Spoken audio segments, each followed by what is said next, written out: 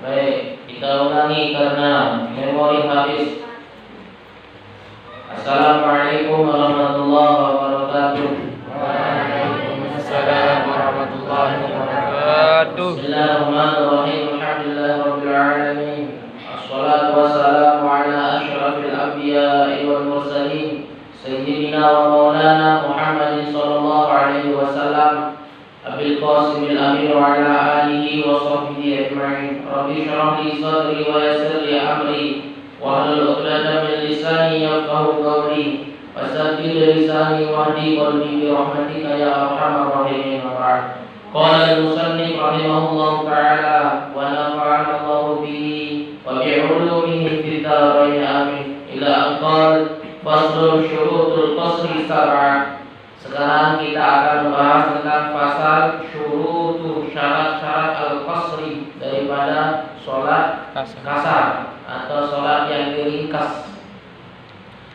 Adapun orang yang hendak melaksanakan sholat kasar itu harus memenuhi 7 syarat.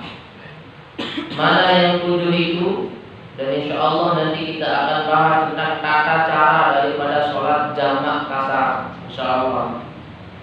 Syarat yang pertama, ayyakuna safaruhu marhalataini. Hendaklah yang melakukan safaruhu perjalanan itu harus menempuh jarak marhalataini, yakni 2 marhalah.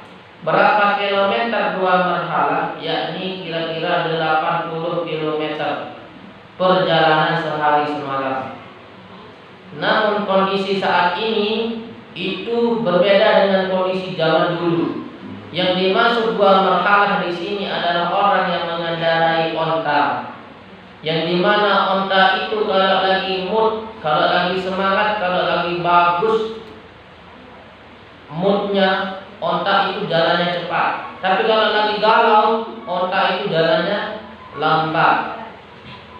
Itu hebatnya onta. Sekalipun di tengah padang pasir, gurun pasir, kalau sudah bagus moodnya, pasti dia itu akan merunduk, menaiki majikannya di atas punduknya dan berjalan cepat.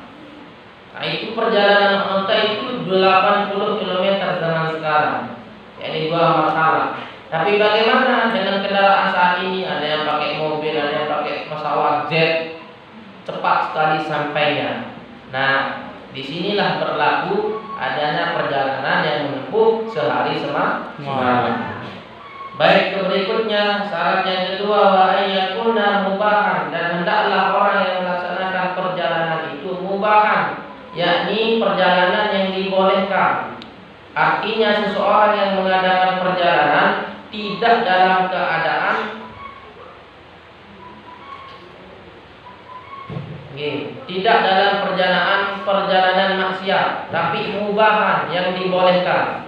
Kalau orang mengadakan perjalanan dalam keadaan untuk berbuat maksiat, maka itu tidak boleh berniat atau melaksanakan sholat kasar. Paham ya? Baik. Syarat yang kedua yakni wa ilmu bijawazil qasri, dan mengetahui bijawazil qasri, bolehnya seorang itu melaksanakan kasar. Tapi kalau dia tidak mengetahui boleh atau tidaknya, maka tidak diperkenankan untuk mengerjakan sholat kasar. Syarat yang berikutnya waniyatul qasri indal ihram. Waniyatu, dan hendaklah niat itu, niat kasar indal ihram, ketika melaksanakan takbiratul ihram. Jadi ketika memasang niat itu memang hendak kita ketika lagi takbiratul ihram. Syarat yang berikutnya wa antakuna sholatu rubaiyah, dan hendaklah sholat kasar itu yang boleh dipendekkan, yang boleh dikasar itu adalah sholat rubaiyah. Mana sholat yang rubaiyah? Yakni yang 4 rakaat saja. Mana yang 4 rakaat? Sholat zuhur, sholat asar, sholat isya. Ini saja yang boleh dikasar, dipendekkan menjadi 2 rakaat. 2 rakaat. Nah, kalau sholat maghrib tidak bisa, itu sholatnya 1,5. Apalagi sholat subuh, sholatnya 1 rakaat, tidak bisa. Jadi yang bisa diqashar, yang bisa dipendekkan sholatnya itu adalah sholat yang 4 rakaat, yakni rubaiyah. Baik, berikutnya wadawamus safari, dan perjalanannya itu dawam, yakni terus menerus, ila tamamiyah, sampai waktunya selesai.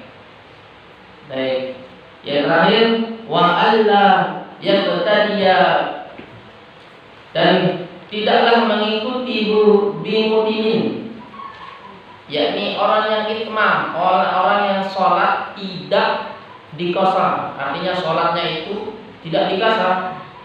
Fi juz'in min sholatihi, dari sebagian sholatnya. Dan artinya kita tidak boleh mengikuti berjamaah kepada orang yang tidak melakukan sholat kasar. Jadi yang kasar-kasar saja, begitu. Baik, adapun tata caranya, orang yang hendak melakukan sholat kasar, contoh saja, kalau yang kasarnya zuhur sama asar, itu kalau menggunakan jamak kasar takdim, yakni sholat asar dikerjakan pada waktu zuhur. Nah, saya akan menerangkan itu itu gampang. Tinggal 2 rakaat sholat zuhur, 2 rakaat sholat asar. Tergantung niatnya nanti yang kalian harus pelajari. Saya contohkan satu saja, tata cara sholat jamak kasar yang maghrib isya saja. Kayaknya ini beda. Oke, maghrib 3 rakaat, isya 4 rakaat. Jadi kalau kita menjamak kasar sholat takdim, ya, jamak kasar takdim, yakni sholat maghrib dan isya, maka sholat isya itu digabungkan pada sholat maghrib. Niatnya adalah usolli fardal isya raka'ataini majmu'an ilal maghribi lillahi ta'ala. Aku niat sholat fardu isya 2 rakaat dikumpulkan pada waktu maghrib lillahi ta'ala. Gimana cara sholatnya? Kerjakan sholat maghrib 3 rakaat dulu. Gimana cara sholat maghrib 3 rakaat? Gimana cara sholatnya? Domen kalau sudah dapat 2 rakaat atahiyat, domen 3 rakaat atahiyat, lalu salam. Setelah salam bangkit lagi untuk mengerjakan sholat isya 2 rakaat. Tidak usah berniat karena sudah berniat tadi awal. Yang penting selesai salam langsung melaksanakan sholat isya 2 rakaat. Tidak boleh ngopi dulu baru sholat isya. Nah, itu syarat daripada menjamak. Paham ya? Gimana 2 rakaat? 2 rakaat. 1 kali salam. Setelah 3 rakaat sholat maghrib, lanjut lagi assalamualaikum, assalamualaikum, berdiri lagi, Allahu Akbar, sholat isya 2 rakaat. Tidak usah berniat, sudah niat tadi. Mana 2 rakaat itu yang tidak biasa? 2 rakaat, kerjakan 2 rakaat. 1 rakaat, terus 2 rakaat, atahiyat, assalamualaikum, selesai. Berarti nanti tidak kita sholat isya. Karena kenapa? Sudah dikerjakan pada waktu maghrib. Paham ya? Gimana kalau maghribnya ditarik ke isya? Gimana cara pengerjaannya? Niat dulu, usolli fardal maghribi 3 raka'atin majmu'an ilaihi isya. Ilaihi isya atau ilal isya. Ilaihi isya jam'i takdim atau jam'i akhir. Lillahi ta'ala. Kita kerjakan sholat isya dulu 2 rakaat, baru dikerjakan sholat maghrib 3 rakaat. Ada yang mengatakan boleh mengerjakan sholat isya dulu sholat maghrib dulu 3 rakaat, baru sholat isya.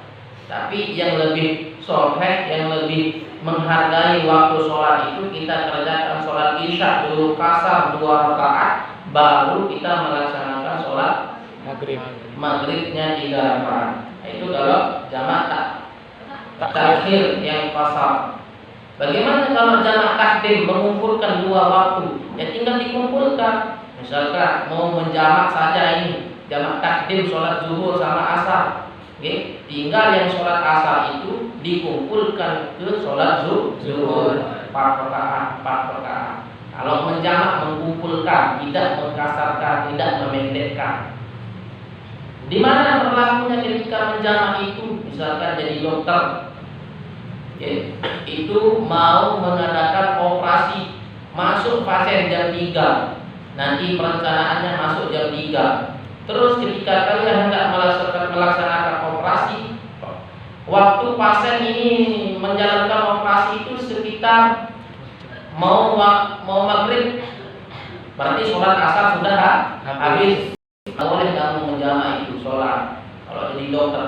Bayangkan umpamanya kalau kalian jadi dokter terus nak menjamak sholat umpamanya, masuk pasien jam 3 belum waktu asar. Ketika kalian lagi praktek membedah jantung seseorang, yang mana jantung? Allah Akbar, tebak-tebak. Azan asar. Pasien nanti saya lanjutkan operasi. Ini nak mati pasien itu. Jantungnya lagi menganga, kamu stopkan untuk lagi sholat asar. Jadi seperti itu. Ini sebagian ulama boleh menjamak sholat dalam kondisi seperti ini. Sebagian ulama, paham semuanya ada caranya? Wallahu a'lam bishawab. Nanti selanjutnya tinggal di